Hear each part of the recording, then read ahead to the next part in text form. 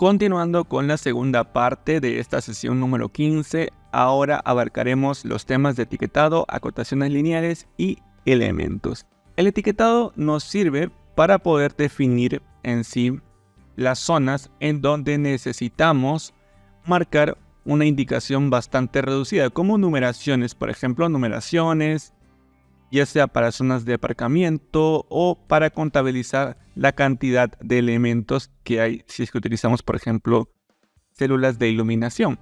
Entonces, cuando hablamos también de acotaciones lineales y, elementos, quizás suene un poco confuso, pero las acotaciones lineales son las mediciones que nosotros realizamos desde este punto hasta este otro punto, ¿de acuerdo?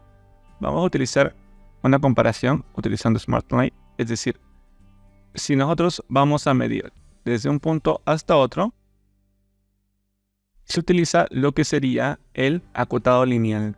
Pero cuando hablamos de acotado de elemento, hablamos de que el acotado se va a realizar mediante la adaptación o la forma que tenga dicho elemento. Quiere decir que no todos los elementos son rectos, hay elementos que son curvos, cilíndricos, en circunferencia. Entonces, el segundo método de acotación nos ayuda a poder insertar la medida por radio, por diámetro que tenga un elemento. Quizá este elemento no vaya a funcionar de esta forma, pero aquí tenemos un elemento que sí es de este tipo. ¿Ven?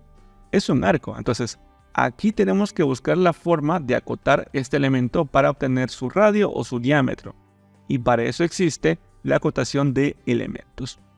Bien, vamos a empezar con el primer subtema, que sería el etiquetado de plazas de aparcamiento. ¿Cómo podemos generar lo que sería el etiquetado de plazas de aparcamiento? Bueno, para eso utilizamos una opción que se llama llamada. Vamos a dirigirnos a lo que sería el menú anotar y luego vamos a seleccionar poner nota, pero cambiando la opción a llamada. Aquí generamos el estilo de cota, por ejemplo, para zonas de parking. Y colocamos ya sea, por ejemplo, el número 100, ¿de acuerdo? El número 100 vamos a utilizar y luego marcamos Site Label, ¿de acuerdo? Y ahora pueden ver que ya puedo colocar la numeración para una zona de etiquetado de parqueo. Puede ser para la parte superior, la parte inferior, derecha o izquierda. Esta es la forma en la cual tenemos que generar esta integración. Pero claro, no olviden la importancia que tienen los ajustes de estilos de texto. Si yo no ajusto primero las condiciones de poner nota y luego ajusto el tipo de estilo que voy a tener, no va a ser posible que inserte este tipo de letra con una circunferencia, porque es un estilo personalizado. Entonces, si no tenemos la configuración correcta, definitivamente no vamos a poder insertar ya sea un etiquetado para una zona de parqueo o para una carretera libre. Entonces, hay que tener en cuenta primero los ajustes y luego la integración de estos textos. Ahora vamos a hablar sobre las acotaciones lineales, que justo les mencionaba hace un momento qué importancia tiene y cuáles son las diferencias entre el acotado lineal y el acotado de elementos. Bueno, en realidad el acotado lineal es un método bastante conocido en softwares de dibujo técnico, ya que se trata de planos, como por ejemplo AutoCAD. Tiene bastantes herramientas que nos facilitan el trazado. Y MicroStation no es la excepción. MicroStation también tiene herramientas de acotado. Vamos a cerrar esto. Y vamos a ver que en el grupo de herramientas de acotación tenemos este icono. Este icono nos permite acotar líneas, independientemente del espacio que tenga. ¿A qué me refiero? Si yo genero un acotado de aquí hasta aquí, normalmente me aparece la distancia de la parte inferior, porque hay un espacio, para que esté la etiqueta. Pero si genero un acotado desde este punto hasta este otro punto, no voy a tener suficiente espacio. En ese tipo de situaciones, la herramienta no va a colocar la medida en la parte central, sino generar una línea perpendicular donde va a arrastrar el valor obtenido.